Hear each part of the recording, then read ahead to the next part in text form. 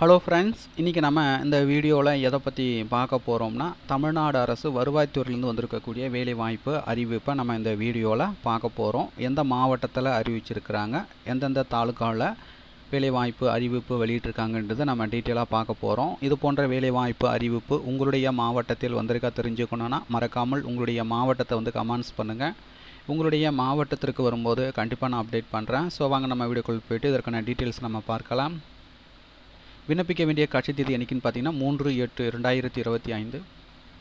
விண்ணப்பங்களை பரிசீலனை செய்து முடிக்க வேண்டிய நாள் பார்த்தீங்கன்னா 13/8/2025. வாசிப்பு மற்றும் எழுத்து திறன் தேர்வு நடைபெறும் நாள் பார்த்தீங்கன்னா 3/9/2025. நேர்காணல் நடைபெறும் நாள் பார்த்தீங்கன்னா 18/9/2025. தகுதியான நபர்களின் பட்டியல் வெளியிடுதல் மற்றும் நியமன ஆணை வழங்கும் நாள் பார்த்தீங்கன்னா 3/10/2025. வயது வரம்பை பொறுத்த வரைக்கும் பார்த்தீங்கன்னா குறைந்தபட்சம் 21 வயது நிரம்பியிருக்க வேண்டும். அதிகபட்ச வயதுன்னு பார்த்தீங்கன்னா இதர வகுப்பினருக்கு பார்த்தீங்கன்னா 32 வயது கொடுத்துருக்காங்க. பிற்படுத்தப்பட்ட மிகவும் பிற்படுத்தப்பட்ட சீர்மரபினர் பட்டியலினத்தவர் பழங்குடியினர் பார்த்தீங்கன்னா 37 வயது கொடுத்துருக்காங்க. கல்வி தகுதியை பொறுத்த வரைக்கும் குறைந்தபட்சம் பார்த்தீங்கன்னா 10ஆம் வகுப்பு பொது தேர்வினை எழுதி தேர்ச்சி தோல்வி அடைந்திருக்க வேண்டும் அப்படின்னு சொல்லியிருக்காங்க.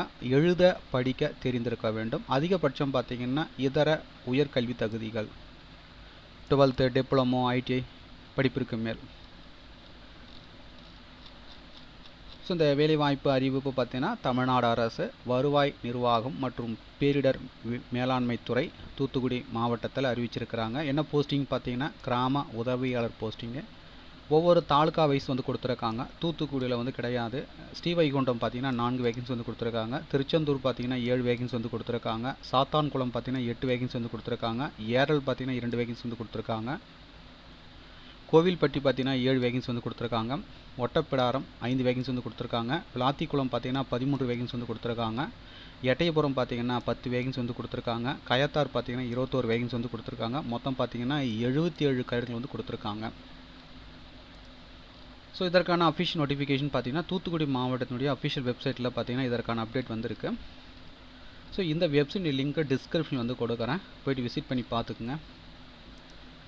ஸோ ஒவ்வொரு தாலுக்கா வைஸ் கொடுத்துருக்காங்க. கயத்தார் சில பார்த்தீங்கன்னா நிரப்பப்பட உள்ள கிராமத்தின் பெயர், சுழற்சி எண், அதுக்கடுத்த பார்த்தீங்கன்னா இன சுழற்சி விவரம் கொடுத்துருக்காங்க.